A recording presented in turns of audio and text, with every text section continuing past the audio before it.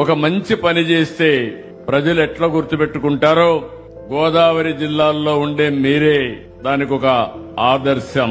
19వ శతాబ్దం గోదావరిలో నీళ్లు వెళ్తున్నాయి, పైన మాత్రం వర్షాలు పడకుండా కరువు, తినేదానికి తిండి లేకుండా బాధపడ్డారు. ఇప్పుడే రామానాయుడు గారు చాలా క్షుణ్ణంగా చెప్పారు.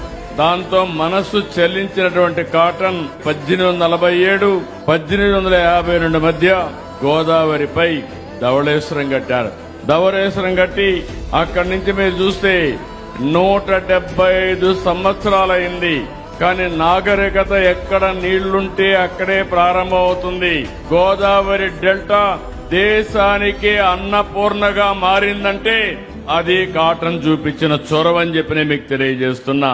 మీ నిజాయితీ నీతి మీద చూస్తే నేను ఎప్పుడు కూడా గోదావరి జిల్లాలను అభినందిస్తానే ఉంటాను. మంచి చేస్తే మంచి అంటారు, మంచి చేయకపోతే దగ్గర కూడా చేర్చరు. మీ మనసే మంచి మనసు, మీ ఆలోచనలు కూడా స్వచ్ఛమైనటివి.